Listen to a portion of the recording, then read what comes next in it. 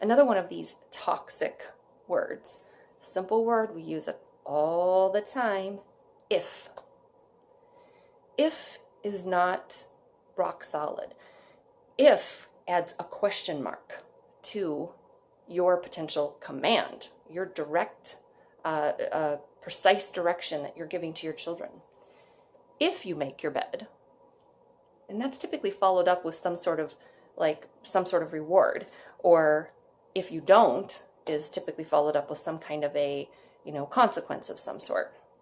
If we are more clear in our language, the children then have in their mind a more specific direction to follow.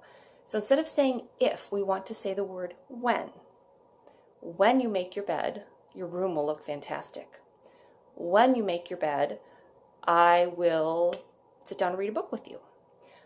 When you finish putting your clothes in your closet, then you will go and make your bed. Something like that. Get rid of that question mark. It's not a question in your heart. You're not giving them an option. You are saying to them, this is what needs to be done. The other thing is keep these directions, keep them short. You don't want your directions to be long and drawn out. I can assure you that with children, they will lose you along the way. And then their subconscious is just going to pick up the nouns that it hears for the most part, and that's what it's going to pay attention to. But the longer you talk about one specific direction, the less positive result you're going to see. So you want to be, especially with older ones, especially high school kids, and with high school kids, you literally want to say something like, shoes, bedroom, please, thank you. Really, it's the best way to communicate with them. Keep it short, keep it sweet, keep a smile on your face, be direct.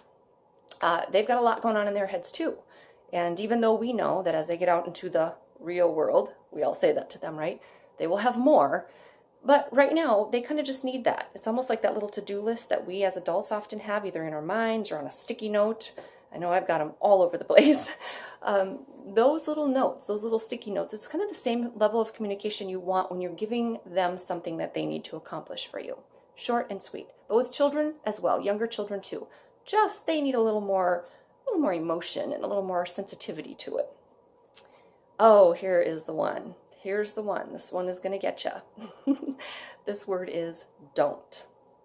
Oh my goodness.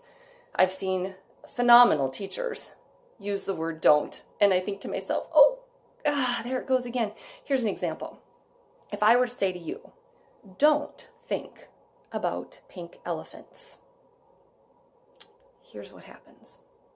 In order for you to not think about pink elephants, you have to think about pink elephants, which means by thinking about pink elephants, you've already not done what I just asked you to do. Did you mean to do that? No, it just happened. Don't do something is a way to tell someone, especially think. Don't think of something. How do I not think of it? You just said the word, my brain thinks of it. That's how our minds work. So it works that way too when you're telling the children physically as well. For example, a teacher may say, with a very good intention, don't look at your neighbor's paper. So what does the kid do almost 90% of the time? And then looks back and goes, and then often they end up in trouble. What did I just say to you? I said, don't look at their paper. What did you just do? You looked at their paper. Yeah. Let's help them out a little bit. Let's help each other out a little bit. Let's focus on what we should do. Focus on what you should do. Restate that in the positive with what you should do. Okay, everybody, we're going to be taking a test in a minute. Focus your eyes on your piece of paper. Focus on your work. Do a great job on your paper. Right? Isn't that what we want them to do? But by saying, we're going to start a test right now. Don't look at your neighbor's paper. Don't have wandering eyes. Don't be looking around the room. They're thinking in their heads, and the whole time that they're attempting to concentrate on what they're not supposed to do, all they can think about is what they're not supposed to do. These are just a couple of the words that are toxic in our language, in our American language.